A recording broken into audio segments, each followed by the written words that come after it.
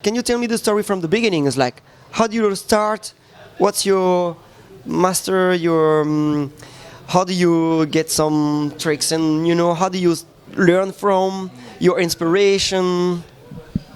Well, for me, it's funny because both my parents were drummers. So I got it honestly, man. I didn't really have a choice. They're both drummers? Yeah, my mom and my dad both can play a set of drums. How about it? Sorry, mom and dad, for telling everybody that. I'm not sure you want everybody to know that. But anyway, so... Mom, right. It's like, no, you will not do that. You will play drums. No, so my parents, honestly, they didn't force me in it, though. Like, it was just, I grew up in a household with a lot of instruments. Drums was what I gravitated toward first, especially being in church. Drums was the thing. So I don't remember learning how to play. I know that sounds kind of crazy, but I've never had formal instruction, so. like you got a drum at home? Yeah, I had drums at home, and I just remember playing all the time. So fast forward to, like, I was 9 years old when I got my first, like, paid church gig. Yeah, like, my parents were, like, super, super strict. And people would come pick me up on Sunday mornings, take me to church, and I would make, like, $50 a service or something like that. At, like, 9 years old, you know what I mean? And then I turned 13, I started playing for local groups, which was even worse because I was a teenager and my parents were even more strict.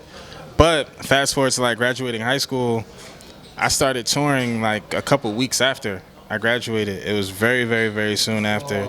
And growing up in the scene in Philadelphia, like, I had a lot of guys that looked out for me, like Dow Robinson, Eric Booty Green, guys that really, like, took me under their wing and was like, yo, man, we gonna help you out. Eric Tribbett.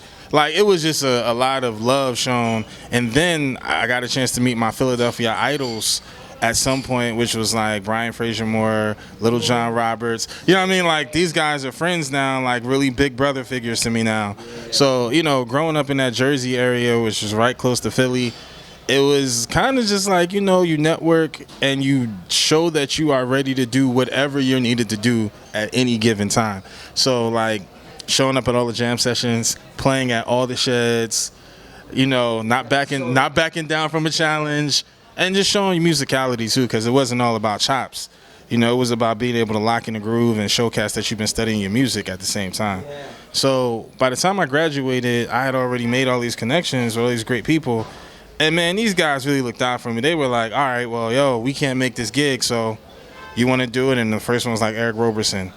Then after Eric Roberson came Guapole. Then after Guapole came NERD. Then after NERD came John Legend. After John Legend came Jill Scott and Alicia Keys and Diddy and all this other stuff. And also a gentleman named Adam Blackstone, who was a major part of the process. Like, Adam, who graduated high school with my older sisters, they all went to school together, so he knew me since I was a little kid as well. And Adam, I have not gotten one phone call that wasn't somehow associated to Adam Blackstone's name. So, like, creating that relationship, every call, like, you know what I mean? His name was somewhere involved in it. If it was John was like, yo, Adam Blackstone told me to call you. You know what I mean? Guapole was like, hey, we heard that you're the guy that we should call. Adam Blackstone told us.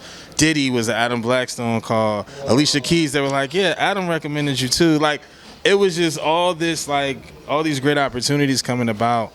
And, like I said, my big brothers took me under their wing and, like, really, really, really helped me to just staple myself in the game. So fast forward 13, 14 years later, and here I am getting old.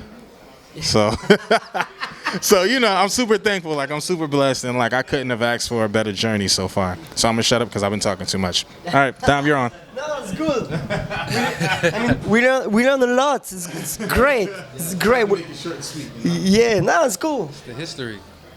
So my journey was a little different. I used to be a dancer. My mom was an African drum and dance teacher. So she started an African drum and dance group when we were younger. She always took me and my sisters to dance class. So I used to dance, but I was always beating and banging on stuff.